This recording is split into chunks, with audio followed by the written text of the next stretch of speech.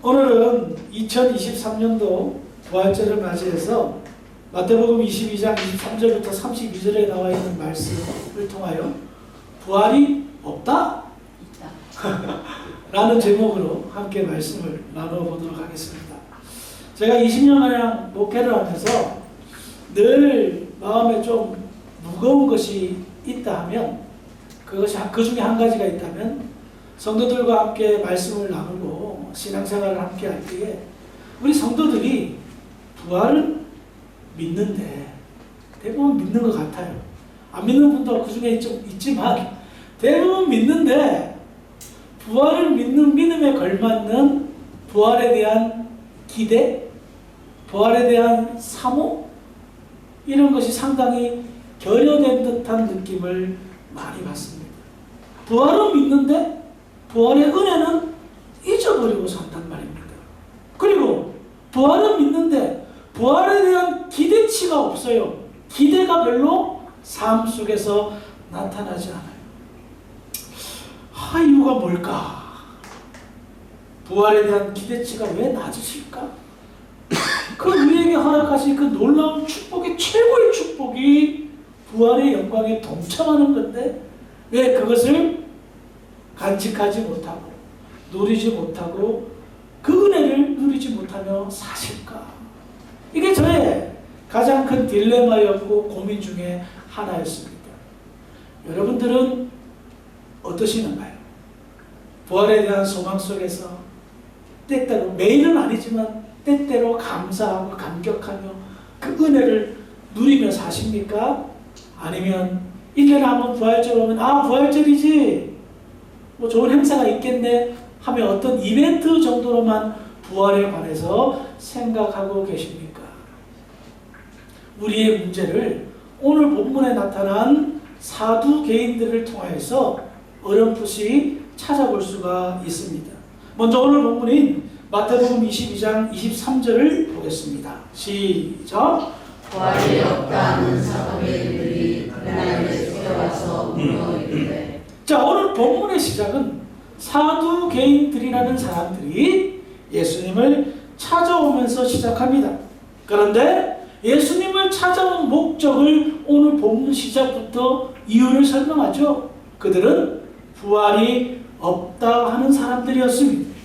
그래요. 사두개인들은 당시 유대의 한 종파였는데요. 이들은 부활이 없다라고 생각했습니다. 아니, 믿어 의심치 않았습니다. 부활은 없다. 그렇다면 왜 사두개인들은 부활이 없다라고 부정했을까요? 이들이 이렇게 생각하는 데에는 이들이 이렇게 생각하는 것을 알려면 사두개인들은 누구인가를 살펴볼 필요가 있습니다. 먼저 사두개인들의 출현은 신구약 중간기 시대에 출현합니다. 신약과 구약 사이 하나님이 아무런 말씀도 하지 않았던 신구약 중간기 400년 사이에 그들이 출현합니다. 그들은 다윗과 솔로몬 시대에 대제사장이 있었는데 그 사람이 사독이었습니다. 사독의 후예를 자처하면서 제사장 무리들이 어떤 그런 영적인 부흥을 소망하면서 이 사두개파를 창설하였습니다. 그들은 제사장들을 굉장히 신뢰했습니다. 당연히 제사장 종파에서 나왔으니까. 그런데 신구약 중간기가 끝나고 예수님 시대에 돌아왔을 때에 이 사두개파가 약간 변질됩니다. 어떻게 변질되느냐? 당시 유대의 귀족 출신들, 제사장들, 대제사장을 위시한 이런 귀족 가문들이 사두개파의 사람들이 되었습니다. 더군다나 그들은 성전을 맡은 사람들이었습니다. 성전을 맡았기 때문에 당시 유대 사회는 로마의 속국이었죠. 로마의 속국이었기 때문에 로마는요, 유대인들에게 유대인 자치 의결 기구를 허락했어요. 그게 뭐죠? 사내들인 공회. 사내들인 공회의 대부분이 이 사두개파 사람들이었습니다. 그러니 성전을 맡아서 관리하고 정치적인 어떤 영향력을 행사하고 그리고 막대한 성전을 맡음으로 말미암아 성전에서 나오는 막대한 성전의 헌금을 자기들이 독차지할 수가 있었던 겁니다. 그러니 성전 관할에 관한 기득권을 가지고 막대한 부를 축적하고 그 부가 유지되기 위해서 막대한 뇌물들을 로마의 정치인들에게 뇌물로 주었던 거예요. 그러니 그들은 당시 유대 사회, 예수님 시대의 유대 사회에 정치, 경제, 종교에 어마어마한 영향력을 끼쳤습니다. 그런데 사두개인들이 부활을 부인하는 이유, 겉으로 드러난 것은 사두개인들은 모세 오경만 인정하였습니다. 나머지 선지서나 이런 것들은 인정하지 않았습니다. 모세 오경만 성경이다라고 생각했는데 그들은 모세 오경에 부활이라는 단어가, 부활이라는 역사가 없다라고 하였습니다. 그렇게 해석했기 때문에 부활이 없다고 했고요. 더 나아가 이들은 영적인 세계를 부인하였습니다. 천사도 사탄도 인정하지 않았던 겁니다. 왜? 이유가 뭘까요? 사두개인들은 다음 세상, 내세를 믿지 않았기 때문입니다. 천국도 지옥도 없는 거예요. 그들은 오직 현재, 이 세상, 현세만 믿었습니다. 그러니 그들의 사고방식은 어떨까요? 사고 논리의 체계는 어떨까요? 세상이 전부인 거예요. 세상이 끝이면 그냥 끝나는 거예요. 그렇기 때문에 수단과 방법을 가리지 않고 세상에서의 부귀영화만 쫓았던 겁니다. 그러므로 그들이 믿는 하나님, 어떤 하나님입니까? 모세 오경대로 살면, 모세 오경에 나타난 율법 613가지만 잘 지키고 살면 하나님께서 우리를 축복하신다. 그런 하나님으로 믿었던 겁니다. 마치 하나님을 도깨비 방망이 정도로 여겼던 거예요. 그래서 당시 유대 사회는 이 사두개인들을 싫어했습니다. 자신들의 입신 영달을 위하여 수단과 방법을 가리지 않고 나라를 팔아먹었던 매국노였고, 심지어 종교 지도자의 위치에 있으면서 백성들의 주머니만 노리는 종교 노름을 하는 사람들이었기 때문입니다. 그래서 사두개인들은 바리새인들을 싫어했습니다. 왜? 바리새인들은 모세 오경 외에 다른 선지서들을 가르쳤고 또 율법 외에 수많은 장로들의 유전들을 만들어서 정말 어떤 계속해서 이제 백성들을 말씀 중심으로 막 이끌러 갔기 때문입니다. 사두개인들은 왜 이들을 싫어했냐? 그냥 백성들이 제사나 잘 참석해서 헌금이나 잘 내면 그것은 좋은데 바리새인들은 자꾸 규율을 만들어내는 거예요. 없는 규정을, 자기들이 봤을 때 없는 규정들을 만들어내는 거예요. 그래서 백성들이 성전 제사 참여하는데 상당히 부담스럽게 만들어 버리는 거예요. 그래서 자기들을 해방한다고 봤던 겁니다. 그래, 사두개인들의 관심, 목적은 세상의 축복, 세상의 영광뿐이었습니다. 그래서 바리새인들과 대립각을 세웠을 때 바리새인들은 부활을 인정했거든요. 사두개인들은 모세율법에 그런 게 어디 있냐라고 하며 서로 으르렁댔던 겁니다. 가장 이슈가 되는 것 중에 하나가 이 부활 논쟁이었던 겁니다. 우리는 왜 사두개인들이 부활을 인정하지 않았나, 부활이 없다라고 주장했는지를 알 수가 있습니다.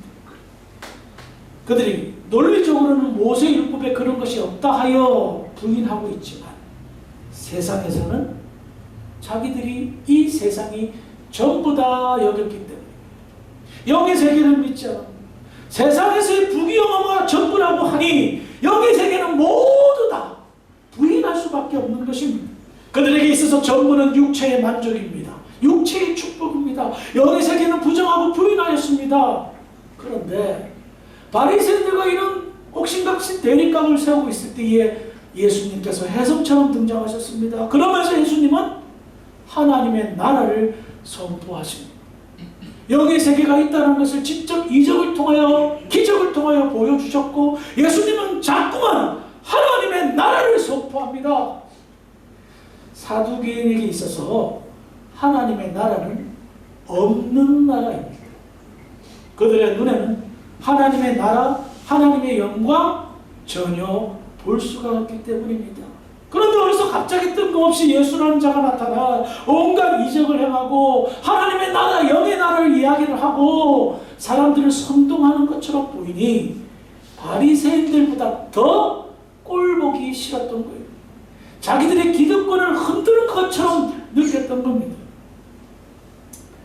사두개인들은 자기들에 대해서 조율되어지는 이 세상이 요동치는 것을 원하지 않았습니다. 그저 로마의 그늘에서 던져주는 떡밥에만 관심이 있었습니다. 그래서 예수 봐라, 그래 좋다, 한번 먹이자 라는 식으로 자기들의 필살기를 가지고 와서 예수님을 궁지에 몰아넣기를 원했던 겁니다. 그들이 꺼낸 필살기는 뭘까요? 오늘 본문에 나타난 모세 율법이 증거하는 계대 결혼입니다. 계대 결혼이란 여러분 룻기 아시죠? 룻기가 아이를 못 낳은 상태에서 남편을 잃었습니다. 그래서 예루살렘에 돌아가서 계대 결혼을 책임질 수 있는 친척 중에 한 명인 보아스와 계대 결혼을 하고 그 룻은 나중에 다윗의 조상이 되는 그런 역사가 룻기서입니다. 이런 계대 결혼 반드시 진행해야 될 유대 율법 가운데 하나였습니다. 그래서 그들은 계대 결혼을 가지고 예를 들어서 예수님을 공격합니다. 7명의 아들이 있었는데 큰 아들이 아이를 낳지 못하고 죽었다. 그런데 그 7형제가 그 형수와 똑같이 아이를 낳지 못하고 계속 결혼해서 다 죽었고 그 형수도 죽었다. 그러면 부활 때에 이 형수는 누구의 아내가 됩니까? 지금까지 이 질문에 그 누구도 답을 할 수 없었습니다. 바리새인들도 부활이 있다 하면서 사두개인과 대립각을 칠 때마다 사두개인들이 이 필살기를 딱 꺼내면 아무런 말을 못했다. 답을 내지 못했던 겁니다. 사두개인들은 예수님을 묻고들 필살기를 꺼냈습니다. 이때 예수님께서 이렇게 말씀하십니다. 마태복음 22장 29절입니다. 시작. 예수께서 대답하여 이르시되 너희가 성경도 하나님의 능력도 알지 못함으로 오해하였도다. 먼저 예수님은 답을 내기 전에 사두개인들의 실체를 밝히십니다. 그들의 실상이 어떻다는 것을 드러내십니다. 그들은 첫 번째로 성경을 잘 알지 못했습니다. 사두개인들은요, 성경을 해석할 때에 문자적으로 해석했습니다. 이 말은 뭐냐? 문자 그대로 해석하고 적용했다는 거예요. 예를 들어서 안식일을 범하면 돌로 쳐 죽여라 라는 율법의 말씀이 있습니다. 그들은 그렇게 해석했습니다. 안식일을 범하다니 돌로 쳐 죽여야 돼. 살아남을 사람 여기 한 명도 없을 것 같은데. 성경은요, 모든 말씀은 바른 해석이 필요합니다. 문자적으로 해석해야 될 것도 반드시 있고요. 그 안에 감춰진 본래 의미를 찾아야 되는 것도 상당히 많이 있습니다. 그래서 신학을 제대로 공부할 필요가 있습니다. 오늘날 온갖 이단들이 성경을 자의적으로 해석해서 사람들을 미혹시키잖아요. 건강한 바른 신학을 공부해서 성경을 바르게 해석하려고 해요. 사두개인들은요, 성경의 기본 목적조차 이해하지 못했습니다. 그들은 성경을 알지 못하는 무식한 종교 지도자들이었습니다. 두 번째로 그들은 하나님의 능력을 알지 못했습니다. 앞서도 설명했지만 사두개인들은 하나님의 능력을 율법을 잘 잘 지키면 살면 자기들을 축복해주는 도깨비 방망이로 생각했던 겁니다. 전능하신 하나님께서 죽은 자를 살릴 수 없겠습니까? 전능하신 하나님께서 이 해골 바가지가 되는 사람도 살려내시는 하나님인데 어떻게 하나님을 자기들이 율법만 지키면 축복하시는 기다리 아저씨 정도로만 생각했냔 말입니다. 그래서 예수님은 그들을 꾸중하셨던 겁니다. 너희들이 성경을 알지 못하는구나. 그리고 하나님의 능력도 알지 못하는구나 라고 꼬집었던 겁니다. 다시 본문으로 돌아왔어요. 이들이 부활이 없다라고 하는 이들에게 예수님은 성경도 알지 못하고 하나님의 능력도 알지 못하는구나 하면서 부활이 있다라는 증거를 대십니다. 마태복음 22장 30절부터 32절의 말씀입니다. 시작. 부활되는 장가도 아니하고 시리도 아니하고 하늘에 있는 천사들과 같으니라. 죽은 자의 부활을 몰랐는데 하나님이 너에게 말씀하신 바 나는 아브라함의 하나님이요 이스라엘의 하나님이요 야곱의 하나님이로라 하신 것을 읽어보지 못하느냐. 하나님은 죽은 자의 하나님이 아니요 살아있는 자의 하나님이시라 하시니. 아멘. 예수님은 먼저 그들이 말한 계대 결혼에 빗대어 설명합니다. 모세 율법이 가르치는 계대 결혼의 이유는 뭐냐 이거예요. 대가 끊겨지지 않게 하기 위해서 계대 결혼을 하는 겁니다. 대가 끊겨지게 되면 무슨 문제가 생깁니까? 하나님의 언약이 약속이 끊어지는 중대한 문제가 생기기 때문입니다. 영원한 하나님의 약속이 이행될 수 있게 하기 위해서 이 계대 결혼 제도를 만든 겁니다. 그렇습니다. 계대 결혼의 궁극적인 목적은 바른 성경 해석은 하나님의 약속은 영원하다는 것을 가르치는데 그 목적이 있었던 겁니다. 그런데 사두개인들은 이 사실을 성경에 숨겨진 이 내용을 전혀 해석하지 못했던 겁니다. 두 번째로 왜 부활이 있냐? 계대 결혼이 왜 필요가 부활 이후에는 없냐? 부활 이후에는 대가 끊겨질 이유가 없기 때문입니다. 계대 결혼을 하는 이유는 무엇입니까? 자식을 생산해서 계속해서 대가 이어지게 하는 것입니다. 그러나 부활 이후에는 자식을 생산할 이유가 없습니다. 내 생명이 영원히 지속되기 때문에 하나님의 약속이 영원히 함께 한다는 것입니다. 그래서 부활 이후에는 결혼이 필요 없습니다. 결혼으로 인한 자녀 생산이 필요가 없습니다. 대를 이유가 없기 때문에 부활 이후에는 결혼하지 않는다는 겁니다. 그렇습니다. 믿음의 사람은 부활 이후에 그 존재가 영원히 지속되기 때문입니다. 그래서 계대 결혼이 필요 없고 그 이유를 들어서 32절에 나는 아브라함의 하나님이요 이삭의 하나님이요 야곱의 하나님이로라 하는 말씀을 못 들었느냐? 라고 말하는 거예요. 여기에서 하나님은 아브라함의 하나님이었다, 이삭의 하나님이었다, 야곱의 하나님이었다 라고 과거형을 썼습니까? 아니에요. 현재형으로 기록하고 있습니다. 나는 아브라함의 하나님이다, 야곱의 하나님이다. 사람들은 아브라함과 이삭과 야곱이 현재 죽었다라고 생각하고 있지만 하나님께서는 아브라함이 지금 죽은 게 무슨 말이냐? 아브라함은 현재 나와 함께 있다 라고 표현하셨던 겁니다. 그래, 아브라함과 이삭과 야곱은요 존재의 형태를 달리해서 지금 하나님과 영원히 함께 하고 있다. 그래서 여전히 그들은 살아있는 하나님과 영원토록 존재하는 살아있는 사람들이다 라고 말하는 겁니다.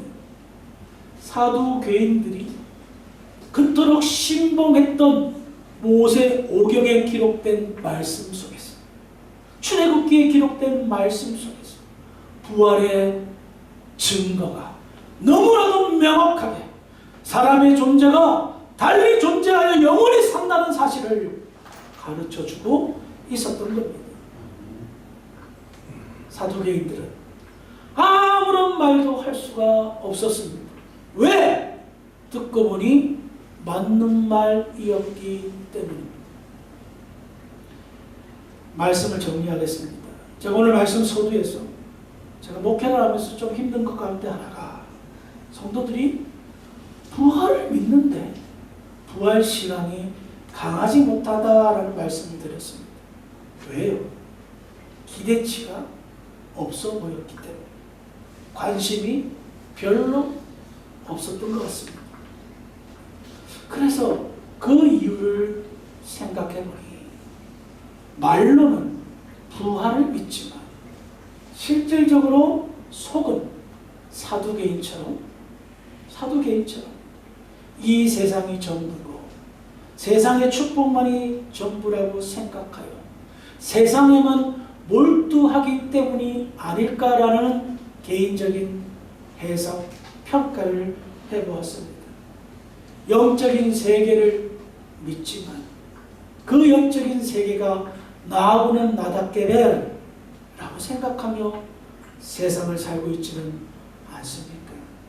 사두개인들처럼 생각하고 있지는 않지만 사두개인의 삶을 뒤따르는 사람들이 참 많다라는 결론을 내리게 되었습니다. 사랑하는 성도 여러분, 질문 하나 하겠습니다. 부활을 믿으십니까? 아멘.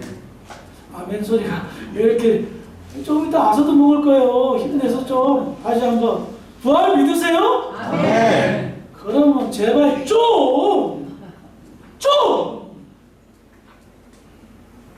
있는 자답게 하늘의 영광을 사모하면서 살아갔으면 좋겠습니다. 우리가 그동안 부활신앙을 좀 간과했다면 이제 영의 세계를 좀 확신하시기 바랍니다.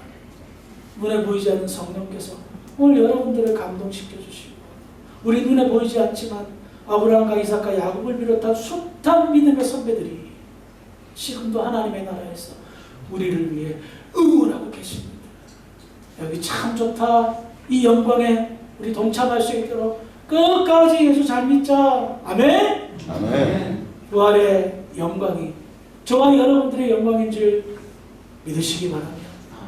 진심으로 부활신앙이 깊어져서 이 땅에서 주님 보시기에 아름다운 믿음의 성도들 되기를 주의 이름으로 축원합니다. 아멘. 기도하시겠습니다. 사랑이 많으신 아버지 하나님 은혜를 감사합니다. 오늘 부활절을 맞이해서 부활신앙을 한번 고취해 보았습니다. 우리가 그동안 부활의식이 좀 떨어졌다면 다시 한번 믿음을 세우고 부활신앙을 가진 자답게 승리할 수 있도록 인도하여 주시옵소서. 감사하며 예수님의 이름으로 기도합니다. 아멘.